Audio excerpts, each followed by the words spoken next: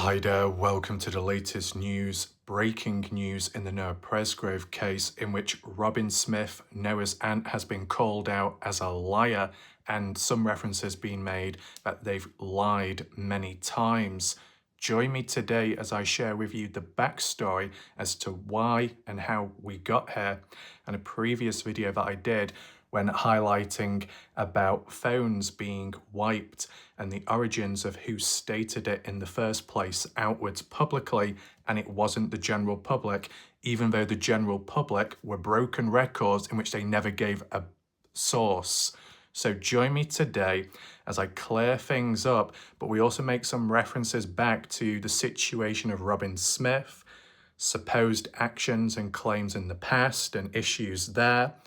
Now, we need to make it very clear immediately with a disclaimer that the title, where it says about lying, is quoted from what general public have said in recent time. And I just want to share it with you to try and work out what the hell is going on and make sense of it. This isn't an attack on Noah's family from me. Do I think that Robyn Smith is a liar? At this moment in time, like in the moment, there's not enough time to think because there's so much going on in the case. Things can get messy. If you used to sit down, compare and contrast, maybe the overall outlook could differ. But this moment in time, I can only focus in on what's present in front and go from there, taking it slow. Many of the people may want to rush ahead, but this disclaimer is, this is not a personal attack on Noah's family. This is what other people are saying and labeling Robyn Smith, etc. This is kind of like a Reddit situation with Melissa LeQuay, in which people were stating that Melissa was on that page, etc., when idiots on the army page thought it was a good idea to claim that I was stating it first. But I was reading what other people said, and I even responded back with, well, we need evidence to back it up because I'm not convinced. But the incompetent prat Justin Roy decided to twist it and outright make it seem like I was attacking the page. So I really wouldn't be surprised if some incompetent, low IQ, obtuse individuals decide to use this video and direct it as if it's attacking Noah's family, because I know people are really desperate and have massive gay obsessions with me, in which they want to make it seem like that I am a bad person. The reality is it most likely will be self-projection from what we've seen in recent time. But if there's other people, key individuals that have an issue with me, you watch, you listen, you learn, and pick up on the language and wording, and there'll be no problems whatsoever, guaranteed. And that applies to any human out there. I take this extremely seriously because the claims that are being made and how it's being labelled towards the victim's family is a bit of a touchy, sensitive topic, considering it's the victim's family. Should they be deserving of being labelled as liars and this and that? If people on the sideline genuinely believe or genuinely know of those victims or not to be liars, observations need to be made. For me, though, in my position, I'm just looking and reading and trying to understand what's going on, and that's it.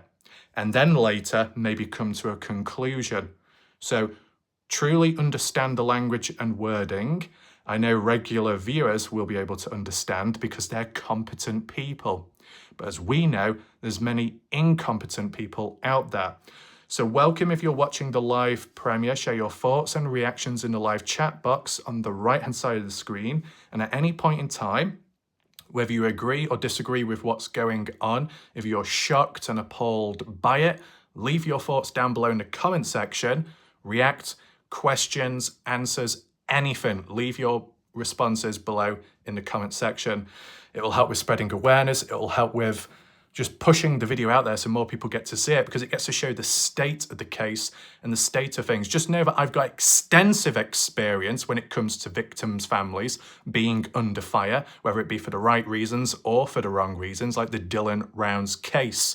And as much as I went in with that, positives and negatives, dark history, all of it, in which people, general public, would like to twist and turn and say that I'm attacking the victim's family, and yet it was the victim's family and beyond that reached out indirectly to me and said, you've done a really good job covering the case. They understood the methods. They understood the practice. It's really not that difficult. So let's hope that the same can apply here, because if not, once again, there'll be lost causes and cleansing will need to be taken place.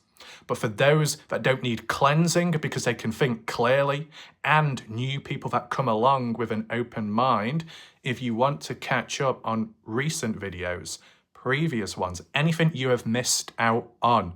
If you've missed anything, don't worry, all under control. Top right corner where the I symbol is, up there, if you click on that, you get the full playlist of the Noah Presgrove case, which I've single-handedly covered on YouTube, specifically over 400 videos made, and not 360 like Justin Roy claims. Incorrect statement, like a few other things which we'll be addressing in another video shortly.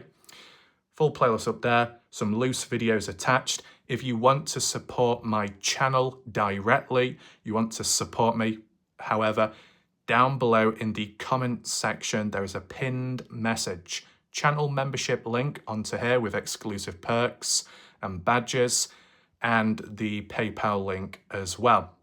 Shout out to those that have supported channel here and there in recent time, much appreciated. The order of how we'll do things today, I've got a slideshow and I showed the photos up on screen with what was originally said by Robyn Smith in the past, how it was brought about in recent time for that awareness, to give context, and then the reaction from some of the general public, what they had to say. And then some archived back and forth talk between the likes of Robyn Smith and a bit on BBC, because there's been some other events in the past. But when it comes to a person being accused of being a liar, Justin Roy, if they were to try and jump on the family in defence and say, yes, it's absolutely terrible what BBC is saying about Robyn, it's absolutely appalling what the dark side is saying about Robyn Smith, but Justin Roy has been there himself, where he was casted aside by the victim's family, when Justin simply relayed a post or a statement by the victim's family of 3 private investigators being hired. But the victim's family said it themselves. Justin reposted it on the army page, and then after, the victim's family, or some of them, blasted Justin and said, how dare you say that? That's misinformation. Why are you harming things? Why are you spreading misinformation? And Justin Roy at the time was like, but you said it yourself. You said it first. I'm relaying it over here. Now you're retracting it, saying that you never said it in the first place or so. And Justin's got proof of, for once, with context, which is a bloody miracle, Justin has context of what was said by the family, that he said the same thing, and then the family said, we never said that, but Justin has screenshots to show that they did. That could come across as if the victim's family is lying. So Justin Roy should be able to relate to this video possibly in some way or another. If Justin Roy can't accept that or highlight it, well then that's a good example of being biased. Why? An influencer biased effect, because of those that are calling out the victim's family or a member as a liar. It's by the so-called dark side, and that's just for categorization, okay? If the dark side call out victim family members as liars, there might be a chance that Justin Roy will not go along with it because he doesn't want to associate himself with those type of people. But if this was an isolated event, isolated to Justin and his problems, I'm sure he would be speaking up and barking outwards by saying, this is what I said, this is what the family said, and now they're calling me out. That's not fair, that's not right, I've got screenshots, I can back it up. I'm giving you an example, okay? A true example. I'm giving you a scenario, a realistic scenario. It's all pinging off in my head because I know exactly how things are gonna go, right? Onwards past this point. Too many steps ahead compared to most humans out there. Calculating the responses, the words, the default behavior, the twist, the turns, the attacks, the spasmodic, spasticity, spasticness behavior, a key line I've not used in a long time, but most definitely needed more than ever. It will all make sense eventually, but right now let's just focus on what's present in front and get to those screenshots. A couple of days ago, I reshared this particular screenshot, an old one from Reddit page, in which at the time Noah's aunt Robyn Smith, known as Professional Feed, on the original No Presgrove Reddit page, still stands to this day, had left a comment at the time, and it was kind of like the origins. Now there is a secondary comment which goes on a bit more about it, but I think it's saying like, we know that phones were wiped, said with absolute confidence. Robyn Smith knowing that partygoers had wiped their phones, but how would they know? Were they at the party? Well, Robyn said here, I think the OHP investigator, person of the police, telling us that these kids had deleted everything from their phones isn't really speculation. They told us that Carter Combs had wiped her phone so much that she didn't even have her boyfriend's, Jack Newton's, phone number saved. Now, we've already highlighted it. People in the opposition, those who are linked with Carter Combs, friends to Carter Combs, have said that she was involved in a bad car accident a week before the party, phone absolutely damaged, had to buy a new one, and in a short space of time, didn't have time to transfer data over, wasn't able to, same with phone numbers. So when the police see her phone, they assume that it was the same one as what she had days, weeks before, but now it's completely empty, so it must be wiped. Now, could the police have figured out that it was a brand new phone? Maybe. Did the police give a public update? No. Did the police give the family an update? From the looks of it, I guess not. Has Robyn gave an update too? No. So if it's one big misunderstanding with Carter Combs, it's not being cleared up officially, and that is a major problem.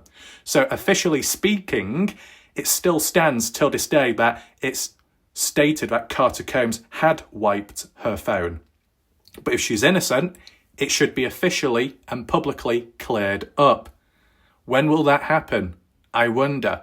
Now, even if Carter Combs was excused, how does it explain all the other partygoers? And why would the police know about it and how exactly? Done videos about that already explaining it. Check it out a few days ago.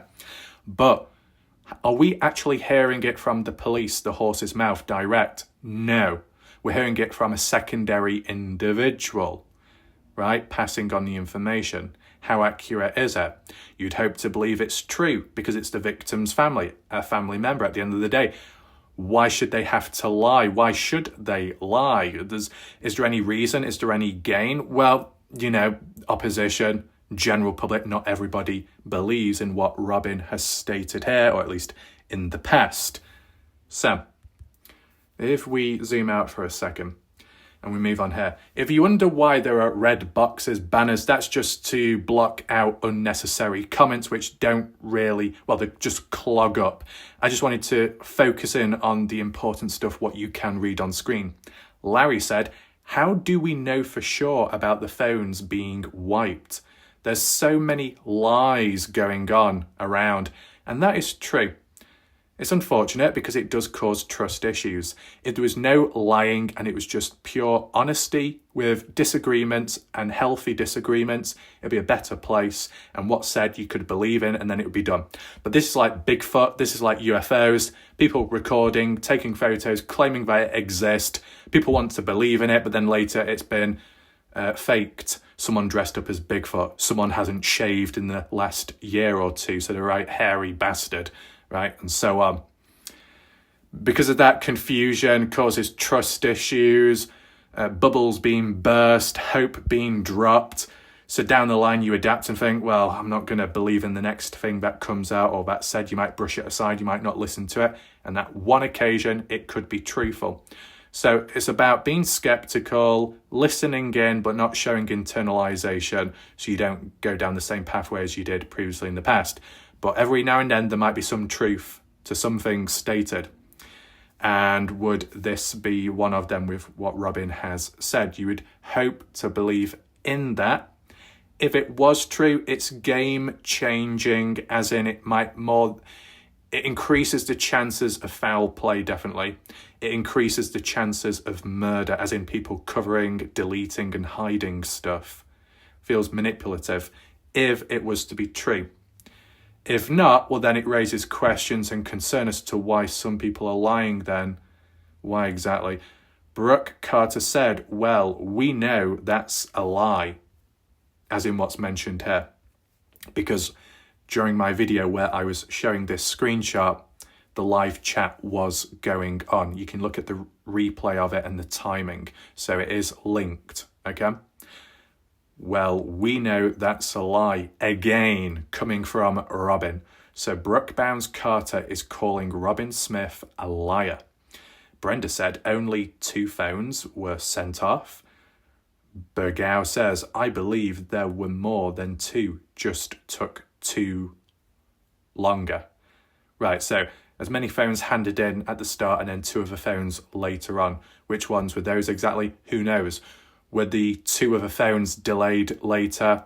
Was it Logan's? Is that why one of the 2 phones was handed back late 2024? Hence why then I was able to receive that material with the thumbs up and then do a video about it. And people said, why is it taking this long? If you had the footage earlier, why not release it? Because it was in the hands of the police. That might link to what's mentioned on here about 2 additional phones being handed in later, a delay. George Choden says Robyn Smith is going to look foolish in court later. Ellen Paul, shout out to them. Larry, the phones weren't wiped. And that's not a lie. Carter Combs had a new phone. That's why her names were not in her contacts. She had Jack Newton's number, but his name wasn't besides it. Is that so, Ellen? Because some are stating that Jack Newton's phone number wasn't even on the phone at all. And you're saying that the phone number was just not the name to associate it with the same person, contact-wise. I mean, on here, Robyn had said that Carter didn't even have her boyfriend Jack Newton's number saved. To not have it saved could mean you have used it in some way. Maybe as in you've got it documented on your phone, you just don't have it truly set up or labelled with the name associated to that number. But you can maybe call someone, but you just don't add them to your contact. Yeah, a bit of working around it. Very interesting then. But when Ellen says the phones weren't wiped whatsoever, whilst there is a story and a backstory behind Carter Combs to give a bit of context as to why it comes across as wiped, when it really isn't, how do we explain the other party goers that are supposedly being claimed as wiped? I mean, where does the misunderstanding come from? See, if Brooke Bounds Carter is saying, once again, Robyn Smith is lying, is it possible that there is some truth, as in the police believed that Carter's phone was wiped, but it was a misunderstanding? When they looked at the phone, it was empty. They assumed it was factory reset. But upon further investigation, they were told or informed by Carter or whoever, as it was a brand new phone. A receipt shows that, proof, etc. But did the police ever tell Robyn Smith about that particular situation? Does Robyn know, but she's worded it differently, as in it's just stated like the old information of Carter's phone being wiped because it comes across as empty when it's a brand new phone. Does Robyn Smith even know about what happened to Carter Combs a week before that car crash and buying a new phone? Was Robyn Smith ever told that? Does Robyn know, but she's not letting on, so she's sticking with an old story or changing the words up? But why? What good does that do? Down the line, surely the truth would show, but it would make them look bad. And why would they want to appear bad? Why would they want to taint the image of Noah or the credibility of the case? You know, Robyn, Ashley Chadwick, early were very cautious of the social hosting, the charges there, the voting, the change.org, Michael Fazkaz, don't want to rush it, don't want to pull the trigger, got to be very careful, want maximum punishments on those responsible. If we sign a petition and we push the social hosting, it could cause, was it double jeopardy or something? It could overlap the case. It could be a slap on the wrist and then there's not enough true justice. So some are very careful and cautious there, like Robyn Smith with the social hosting. Shouldn't Robyn Smith be careful and cautious here in what she states? But if she's stating the truth, well, then it's the truth. But other people don't see it as the truth. So those that say that she lies, is there any hard evidence, true hard evidence, not just words, but hard evidence to say this is the situation? I mean, I know it might sound a bit cheeky, but is there hard evidence, a screenshot? Is there a photo? Is there a physical receipt that says on such and such a day, around the time of the party, a few days before, here's a receipt, here's the price, here's the date, here's the time, Carter Combs bought a brand new phone. If that existed, if that receipt does exist, or a digital true receipt, then it needs to be, well, not in terms of level of entitlement, but if you wanted to set the record straight and clear things up, provide the physical receipt, and then even I could do a video on it. I mean, you know, a receipt might need to be blanked out with certain sensitive information, but if it gives the date, the time, the model, the phone, and it's linked to around near to the party and just after the crash, that would be a good thing in setting the record straight there. So it could be true that police may have thought it was wiped, but that was at first glance. Then when they realised about it being a brand new phone, but they didn't provide a public update, but then they know the truth, we don't really, and then the ones in between know the truth, but not providing physical evidence. But if ever, that could go a long way. And then Robyn's on the sideline with what she's been told by the police, as in old information, but not told about the new information. Or do some people think that she's lying, as in she's been told the new information, but she's not given an update? But what good does that do, holding on to old information or holding on to half of a story? But beside that, once again, Carter Combs aside, how do you explain the other party goers? Did the police misunderstand the other party goers for having wiped phones, but they were brand new as well? What about Noah Presgrove? Not an attack on Noah, but the reality is, and I might bring it up again later if people aren't listening, if the general public, some more than others, are really fixed on going after Carter Combs, oh, she's got a brand new phone and that's why it appears wiped. No, that's a load of rubbish. That's not true. What about Noah Presgrove? Didn't Noah Presgrove have a brand new phone? How come that wasn't misinterpreted as the phone was wiped and factory reset? Oh, by Noah himself? No, maybe by somebody else to try and hide and cover up the truth. That's never come up. Why has no one put that across to try and push a case or a narrative? Oh, because it's been confirmed. Oh, because it was, I believe, the physical victim's family that confirmed that Noah had a brand new phone in a short space of time when coming up to the party on a Friday. I think he bought a new phone on the day of the beginning of the party, which he then attended the day after on the Saturday. So if Noah Presgrove just bought a brand new phone right at the time of the party starting, would Noah Presgrove have had enough time to transfer data phone numbers over? Who knows? Because honestly, we've not been told exactly what was on the phone of Noah's. But there was that mention of Noah's older phone, which was at his grandparents' or something. So the older phone would have had the original stuff on. His new phone probably wouldn't. But to have both phones, you could compare and contrast and say, well, look, this is the old phone, this is the new phone, so it's not been factory reset because he's got a brand new phone. With Carter Combs, where's the old phone? Probably chucked away because it's damaged beyond repair. Do we at least have a physical receipt then? This is what I mean. If you've got before and after, as in physical old phone, brand new old phone, brand new phone, I mean, you can compare, contrast and say, look, this is the old one, this is the new one, and the new one was at the party, so it's not been factory reset, it's just a new phone. Noah Presgrove, same boat, same situation, so why should Carter Combs stand out and be crucified, but Noah Presgrove's phone isn't looked into the same way? Because there's more physical, even though we've not actually seen it ourselves, evidence with a backstory behind Noah. Very interesting. I hope humans can keep up with this stamina. Let's focus in again. Ellen to Tammy. Noah just got that phone on a Friday. Unless it was available to be transferred, he probably didn't have it programmed in there either. I guess transferred as in data. Brenda, is it possible that because a phone was new, Ellie thought at first it was wiped before it was analysed? And I said to Brenda, I was thinking that as well. A misunderstanding. It makes sense. But you know what the biggest problem is, Brenda? Is that the police, or at least Robyn, have not provided a public update by, saying, sorry, we got it wrong. We thought Carter's was wiped, but it was a brand new phone. We've never seen that publicly. It would really help. It's just not happened. So if anyone has a real physical receipt of Carter buying a brand new phone before the party, reach out to me and I can do coverage on it, providing it's above board, providing it's possible, and providing it's natural and real. Okay? Alan says, Carter's phone was not available to be programmed because it was damaged. And when a phone is beyond damage, you can't turn the phone on, you can't access it, you can't transfer the stuff over. The SD card, the SIM card could be broken and corrupted, may not work.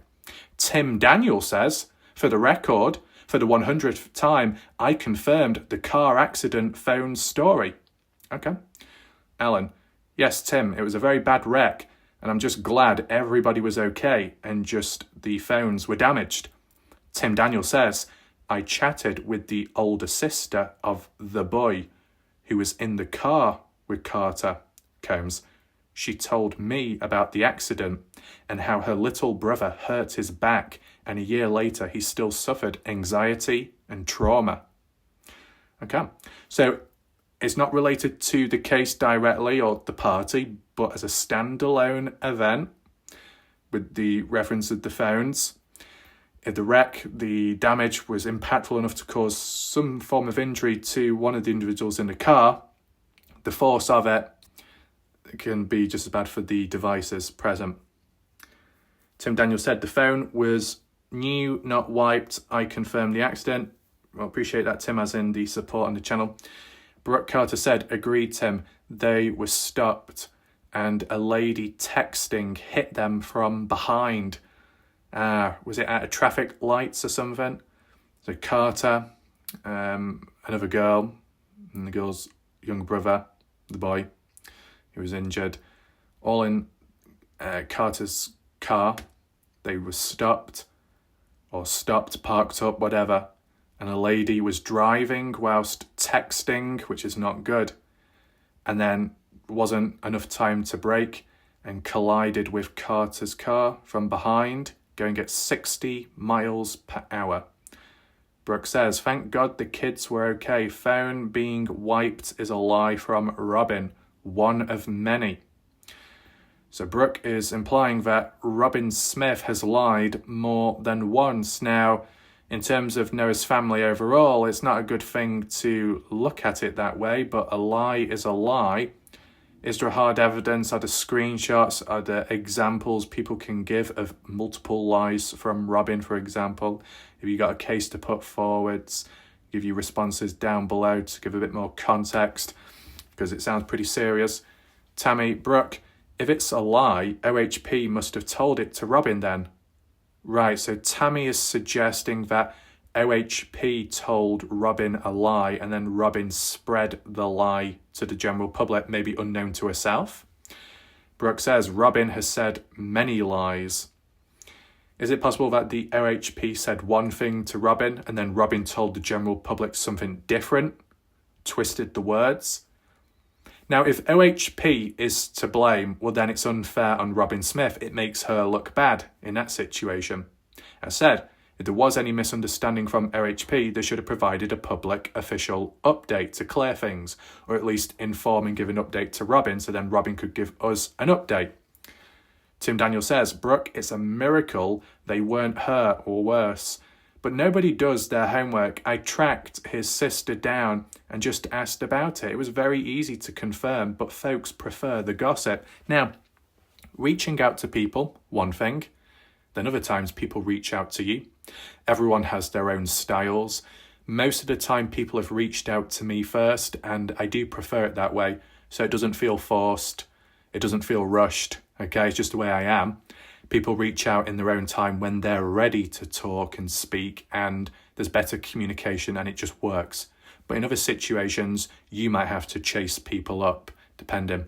The problem is with that, some people in the case and other cases when there's drama and conflict who may get caught up, may get attacked by others, bridges are burned, they might back off. Too much drama, too much worry, too much harassment. They step down, go quiet, you don't hear from them again. So when a genuine person wants to reach out for answers, they might be denied of that because of the recklessness of other people previous. When one person acts up, it ruins it for everybody else. So it can have a domino effect. But in this case with Tim, supposedly it worked out. And then here, Tammy, did OHP ask for or see the old phones? Brooke, to Tammy, they dumped all the phones they are well aware of when the new phone was turned in and started to be used. No need for old phone. The new phone was turned in. What new phone? Carter Combs? And started to be used? And started to be used, as in used after the party, during the party, before the party? Whose phone? No need for old phone. Carter's old phone, because it was before the party, because it was damaged, or somebody else's. I'm not too sure who Brooke is referring to there. Keith, lawsuit is good for all involved so the truth gets out and puts down all speculations. And Brooke says, highly suggest everybody watch One Night in Idaho on Prime. Is One Night in Idaho to do with the Moscow, Idaho case with Brian Koberger? Or is that something completely different? Now, moving on to this is a bit more of in the past. Does it all directly link and associate with lies and all that? Not as much. There might be some case to put across, but more so it's just focused on, just stuff that involves Robyn Smith and other people on and off. And for those that may have not seen it before, those that may have forgotten, I always like to bring it back as the catalyst. So at some point in the past, September 17th, 2023, right? So it's quite fresh, this, post-death of Noah Presgrove, emotions running high, right? So, it's September 4th, not many days apart from Noah's death, and there is a snap there of... Who is that? Is that Jasmine Milan on the left? They all look the same, to be honest. I think that's Jasmine Milan on the left, and then on the right is Avery. That was the birthday girl. They're out somewhere celebrating, happy and smiling. You can understand the victim's family, if they were to see that, they'll be thinking, well, certain partygoers are enjoying life, moving on, or at least on social media, they appear to be happy on the outside. Who knows on the inside? My son or my niece, no, not niece, my nephew, my whatever, Noah Presgrove can't do the same because he's no longer here. But the other people can smile and laugh and move on in life. It's not fair. So you understand the emotional tension it can have, the wear on a person's mind, the frustrations, the anger, and some feelings of, I wish people, would be a bit more considerate and so on. But people doing their own thing. Robyn shared the screenshot to, I think it's Donna Bond on the right at the time. So for Robyn to share the screenshot would mean that Robyn was following or monitoring the behaviour of Avery or Jasmine for whatever they were doing in life, which is very interesting. In response says, thank you. Robyn said to Donna Bond, I believe, on September 17th, 2023, blast her location. Let her know we know where she's at. Why does there need to be a call for action there? As in, let her know that we know where she's at. Eyes are on her, breathing down on her to make her feel uncomfortable, to try and make her snap, break, and open up and confess, maybe. In the early days when you haven't got much context, when you believe that partygoers haven't spoken out too much or been cooperative enough, so it comes across as if they're hiding or lying, hiding the truth. In the early days with high emotions running post-death of Noah Presgrove, family member, you can understand why things can be the way they are. That's understandable. Is it the right course of action? No. Does it come across as acts of vigilantism? In a way, yes. Now, what was the context behind the location?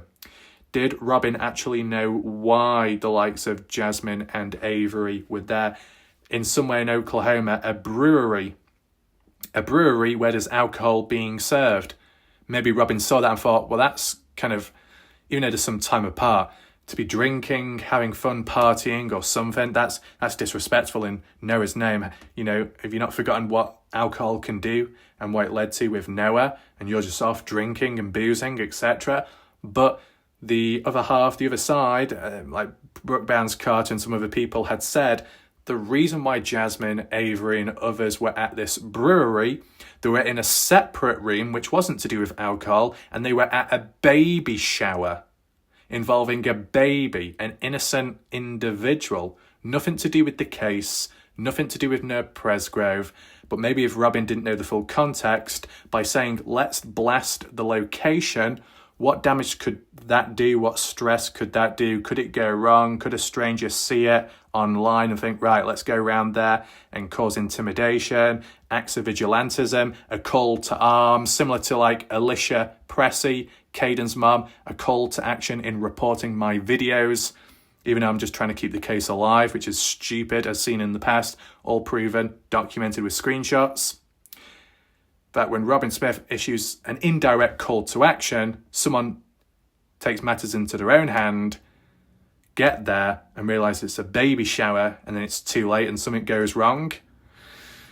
Yeah, why do you want to be blasting somebody's location when you're at a baby shower with vulnerable younger people? So I think context was lacking at the time, emotion was running high, mistakes were made to some extent. Now, something else which was in the past on one of my older videos, live chat replay, and I'll just read it all out. Brooke Carter, it was after all her murder post, possibly February 2024.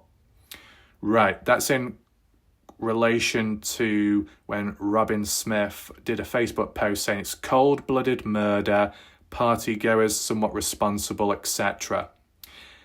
After all her murder post, then she did another post, supposedly February 2024, in which Robyn Smith said, I think it's more of an accident. I can't imagine that partygoers would be responsible for Noah's death.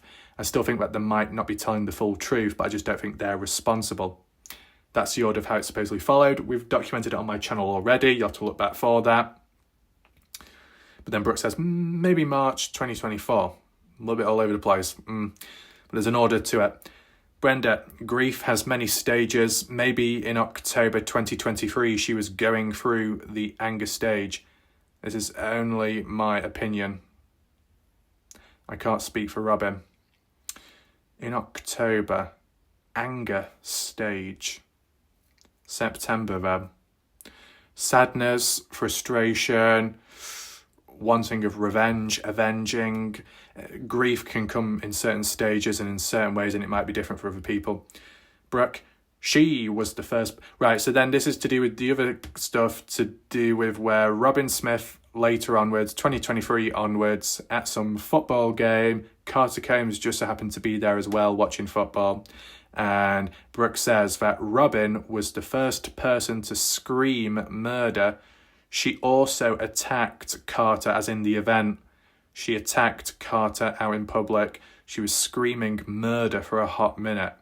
Now, Robyn Smith had replied post this video, well, there's a screenshot from the video, and had said that I didn't do anything. I didn't attack Carter. It was Carter that came up to me, confronting me, yelling and being verbally aggressive, and was pulled away or ended up walking away from the game.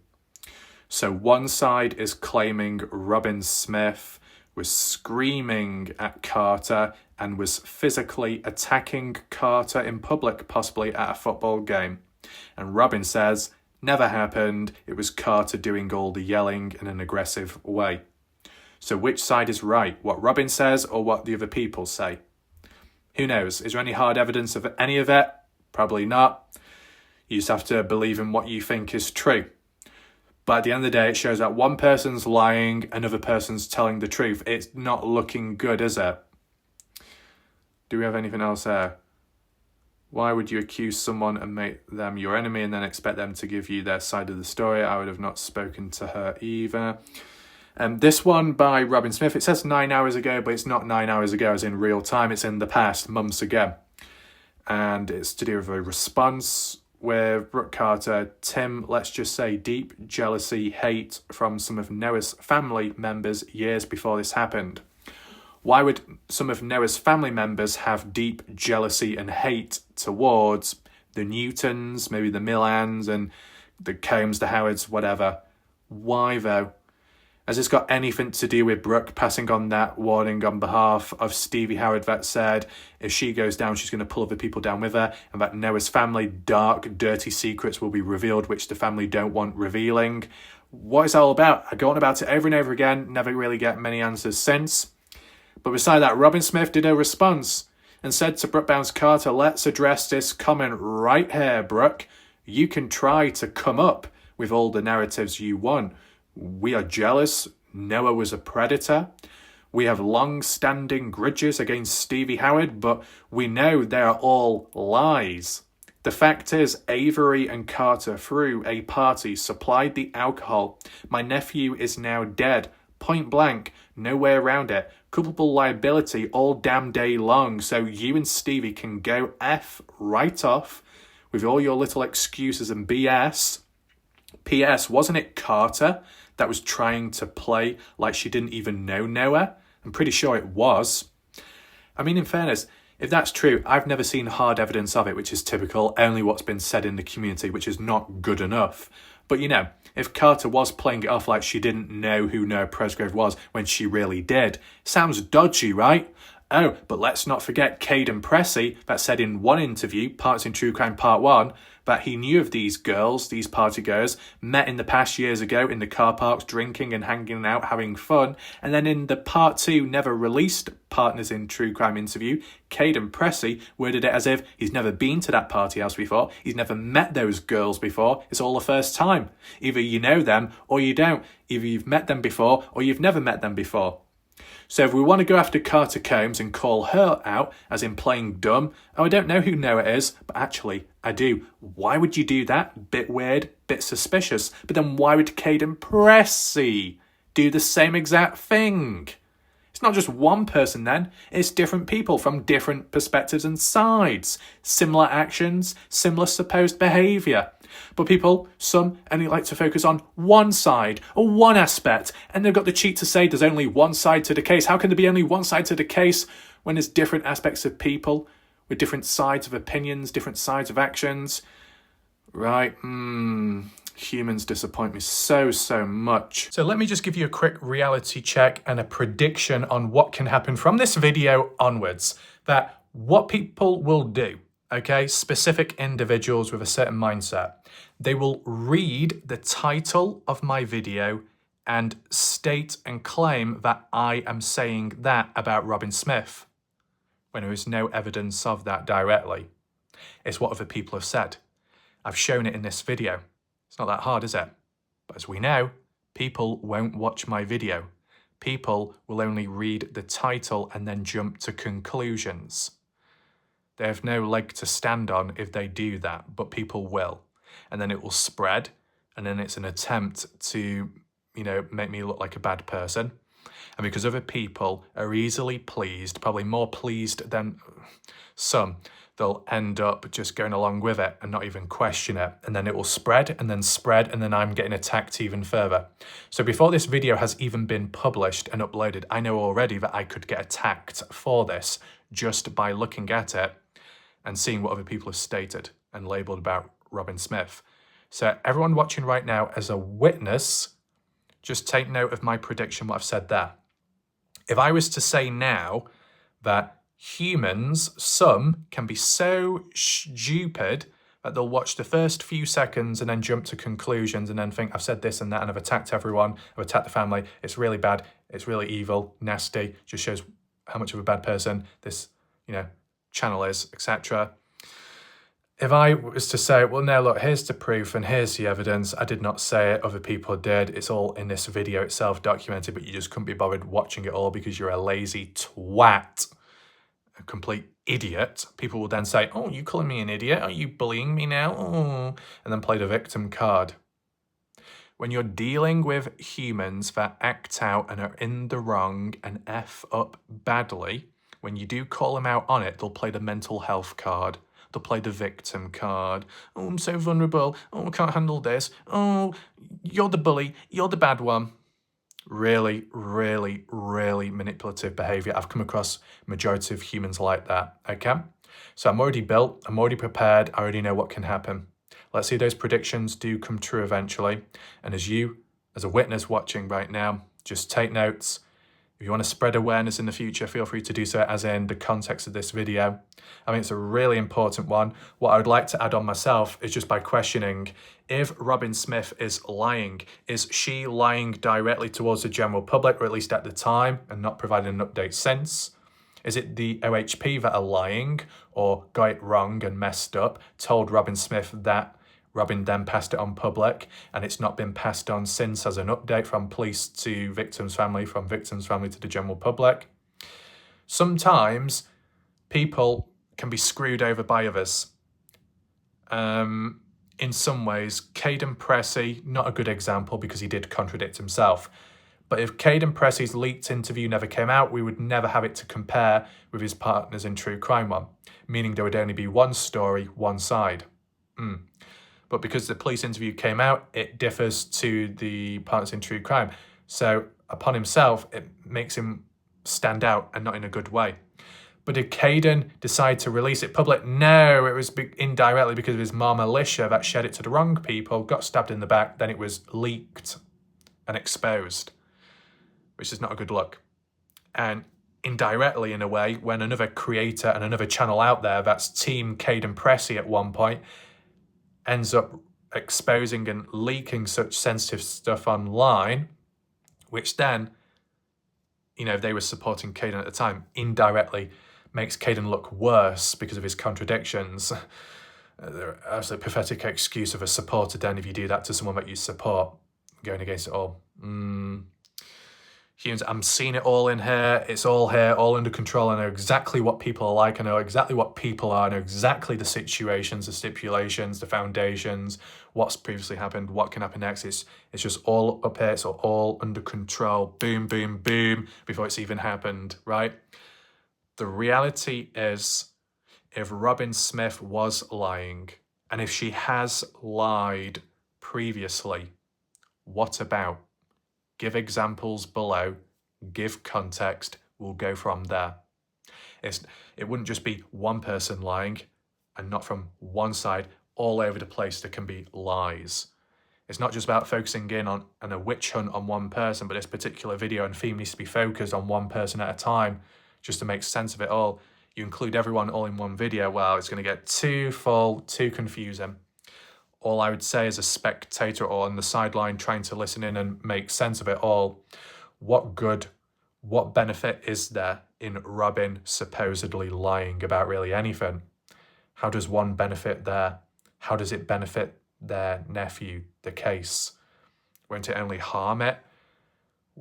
Maybe it goes in favour of those that may be responsible, so then they can play the victim card, so they can twist it and say, well, look at what's going on over there on the brighter side, the more innocent side. They're no better, they're just as bad.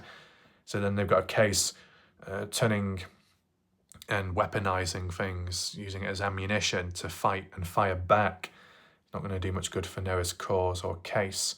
So what ways can one benefit from lying? I mean, if it's those responsible for Noah's death, if you're lying, causing misdirection, you benefit by protecting yourself, prolonging and delaying stuff, sending the direction and focus elsewhere so you can breathe and then you can get on with life. If you're innocent in the first place and you lie, you're not gaining anything from it, really. Unless you had an agenda in which you wanted someone to be guilty, even if they're not, but you wanted them to be guilty. So if you made a lie up, then you can pin the blame on them, then you can benefit that way from your own fantasies. But is that really going on here? You let me know down below in the comment section, how could one individual, an innocent person, lie and benefit from it, and why? What's the motive, if there is one? I still think that there could be forms of miscommunication and lack of updates since.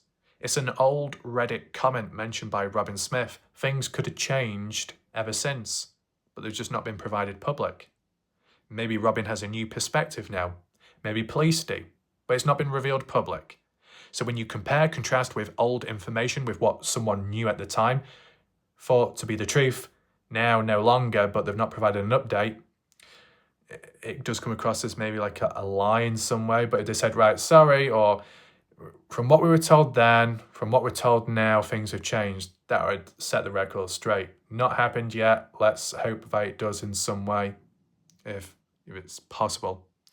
So I think we'll leave it there for now. It's a bit of a shorter video today. Hopefully you enjoyed it. Be sure to hit the like button, share the video so more people see it. I'll see you next time. My name's Wallach Raff. Goodbye. Good night for now.